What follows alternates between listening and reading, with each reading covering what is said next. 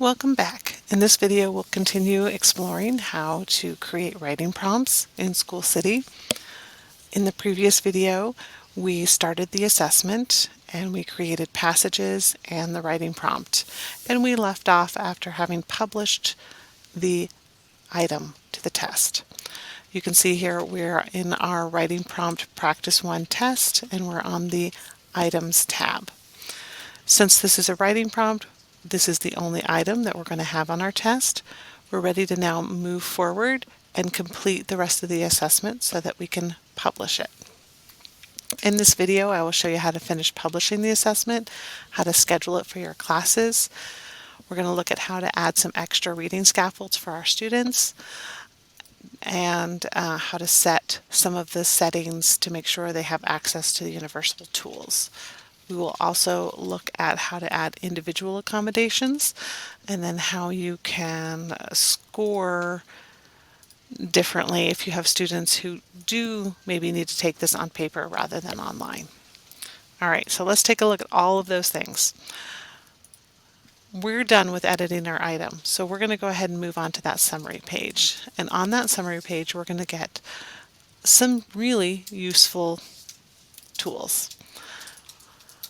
This blue one is for ordering items and adding instructions. Now I only have one item, so I don't really need to move items around, but if I had multiple items, I could do that by clicking on the blue button there.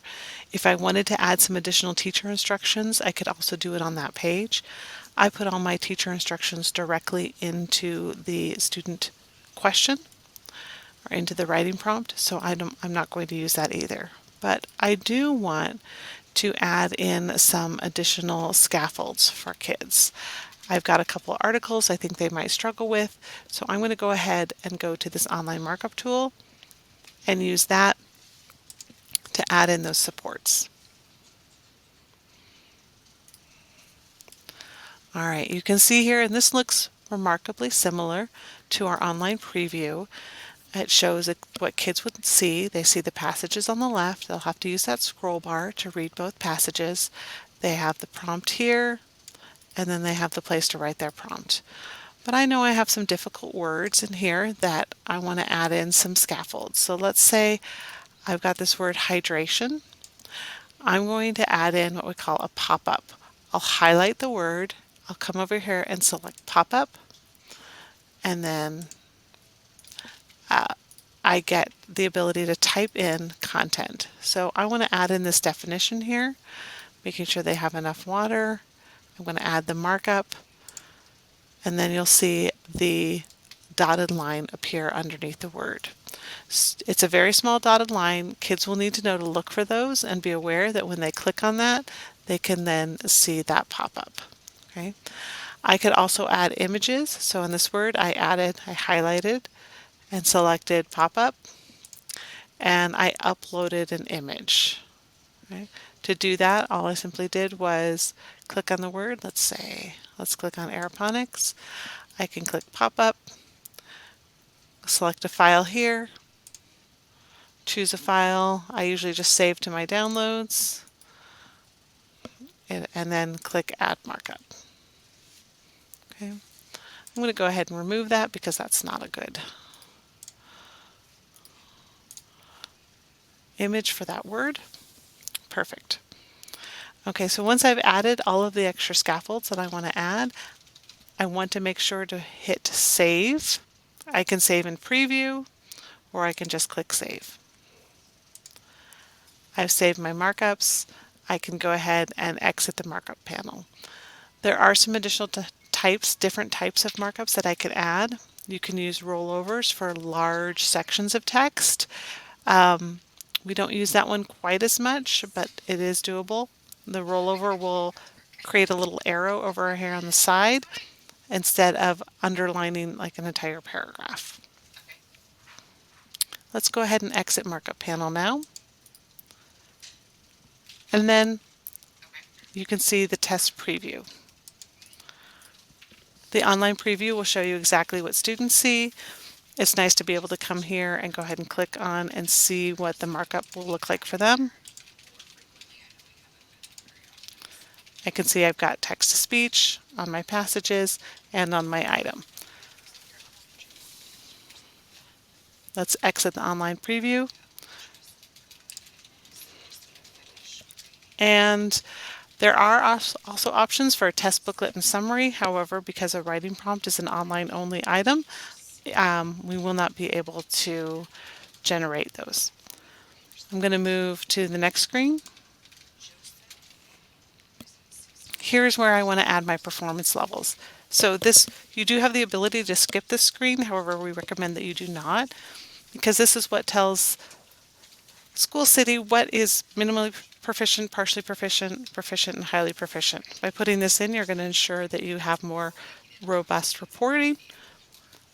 To do that, we simply recommend loading from available templates, selecting the CUSD template, applying that, and then from there you can make changes as needed. It's pretty simple. It's a lot easier to make changes to an existing template than to completely build one from scratch. I'll save. You do also have the option of changing and switching to cut points. This can be somewhat helpful for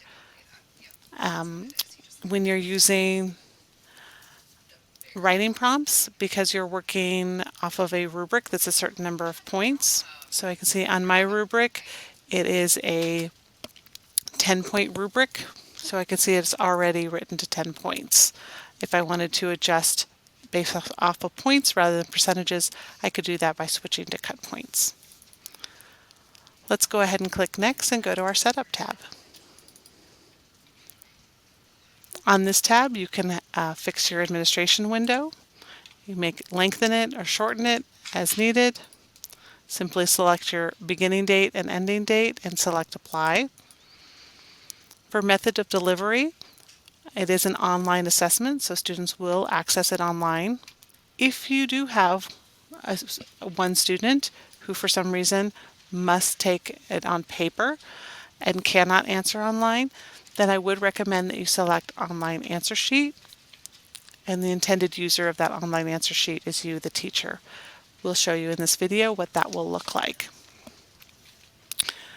Then we have selected rubrics for the teacher and the student. If you wanted to delete those, you could toggle this off to hide those, but we want to keep those active. You have the option of turning the lockdown browser on or off. Lockdown browser will simply keep kids in the browser tab they're on while they're taking the assessment. If you want to manipulate any of the online settings, you can toggle that on. It will expand to show you all of the online settings. Maybe I want to give students 3 hours to take the assessment. All right, and then at that point they'll get some warnings after 3 hours, and I can extend the testing if I want by 15-minute increments. Maybe I want to change that to 20 minutes. These are the times which they can access the test. Maybe I don't want them testing on Saturday, so I'll take that one off. We do keep the 4-digit PIN verification on as an additional security feature. And I did select Display Item Details in Student Portal. I want them to be able to go in and see the standards and how they did on the particular standards. I don't need to randomize anything because we only have one item and there's no multiple choice. And I don't need any calculators or other tools. I'm not going to translate the selection because that's not an allowable accommodation for our ELs, but I do want to make sure they have access to all the other universal tools. So I put on Answer Eliminator. I'm going to add color contrast, highlighter, line reader, notes, pop-ups. This one's important because we added those online markups. If I take that off, they will not be able to see those pop-ups I added. So I want to make sure that I have that selected. If I did add rollovers, I'd also want to select that one as well. I'm going to also add in text magnifier, text-to-speech, underline, and zoom. Spell check is a nice feature, but that wouldn't be a universal accommodation for our writing. I might have some individual students with IEPs who might want spell check. However, if I select it here, it's going to turn it on for everyone, and I don't want to do that. We'll look at later in this video how you could turn on spell check for an individual student. So I'll leave that off for now. I'm going to come on down and pay attention to this last one. This is your scoring end date. You might want to give yourself some extra time to make sure you have time to do all the scoring of the student writing prompts. At this point, if I'm ready, I'm going to go ahead and publish the assessment, and it will give me a pop-up. It will ask me if I'm done or if I want to go to advanced settings. Most people probably click no thank you, I'm done, but we're learning a lot about School City today, so let's click yes, take me to advanced settings. All right, now here you can schedule and unschedule. I'm going to take a minute and unschedule, so we're just scheduled for our demo schools. If you are a teacher, you will have just your name, and then you'll be able to expand and see your in different periods. You could schedule or unschedule by period if you wished. If you are a school user, then you can click open. You could schedule and unschedule for individual teachers on this tab, which is kind of helpful. Okay. I'm going to leave this scheduled for everybody in our demo. There's something else on this tab that's also helpful, is there's also the online settings. Looks familiar, right? We just added all of these onto our assessment, but let's say that I forgot something. If no students have started the assessment yet, then I can still come to this tab and make changes. I can come here and say, oh, I really didn't want to give them the text magnifier. I could take that off. But we want to leave that on. We're leaving on text-to-speech since this is a writing assessment, not a reading assessment. Again, great place to come in here and make some last-minute changes to your online settings. Go ahead and click Save. And it will update for everybody. Now, let's go ahead and take a look at the assessment screen. Manage assessment screen. I'm clicking on Assessments Launchpad, choosing Assessments again. It'll take me back to my starting screen. Here's my assessment, Writing Prompt Practice 1 test. I could see that my start date is set here. My end date is to end on the 14th. Its status is published, and it's green. That means it's ready for my kids. Once I activate it, kids will be able to take the assessment. Once they've started taking it, it will turn to yellow to be in progress. And then once it hits the end of the day on February 14th, this will turn red for closed. All right, you'll notice now I've got two options. I've got this online administration and a score online feature. So online administration is where my students who will take the assessment online will go. This is where I need to go to activate the assessment for them. Score online, we'll speak to that in a minute. That turns on for us because we selected that online answer sheet option. Let's start with online administration though. My screen looks a little bit different than a teacher level screen. A teacher level screen will just show their period.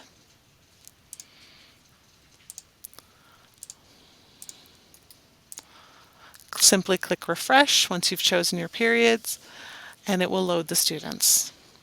Okay.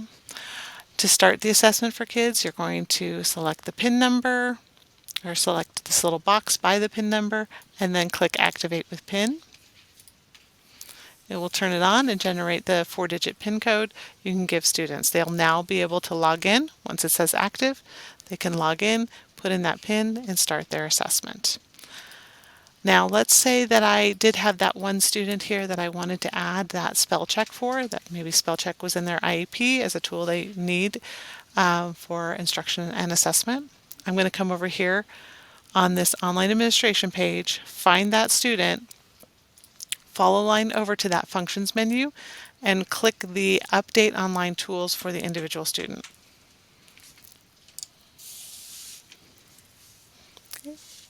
Here I can scroll down, select that spell check for that student, and if this were an actual student, I would have a Save button over here where I could save that accommodation. For now, I'm going to exit the screen and exit without saving. I do want to point out that the student does need to be activated in order to turn it on. I went ahead and inactivated this student here, and you can see that that accommodations button is now grayed out. So if you want to edit individual accommodations, first you activate the student, and then you can go on and update the online tools. However, you must do that before they start the assessment. All right, we're going to go back now and check out that online and that Score Online feature.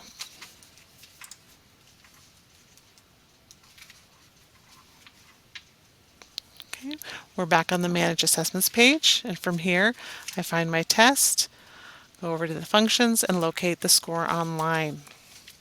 So let's say that I have one student who, for some reason, maybe it's in their IEP, they cannot use a computer, and they need to take the assessment on paper. I do have this option since I selected Online Answer Sheet as an option. I now, as a teacher, can click on the Score Online and enter answers in the student answer sheet.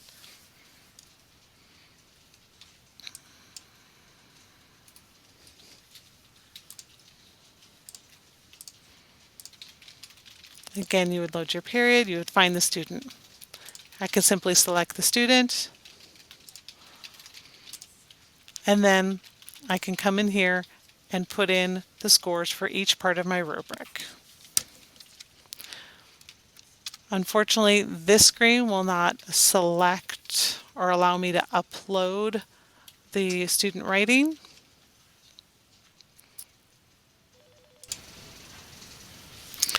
But at least this will allow you to get your student scores into the system so that you can see scores for the student along with everybody else's. Simply click Save. Again, if this was a real student, I would do this, but I'm going to go back to my assessment screen.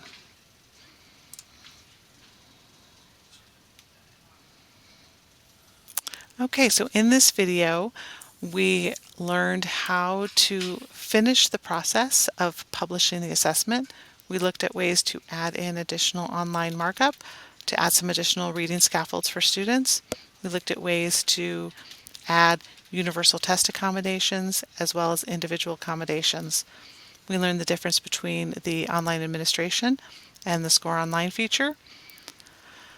And we looked at things we could do in the advanced settings as well. If you have any additional questions, please reach out, submit those assessment support tickets, or contact us in the assessment team.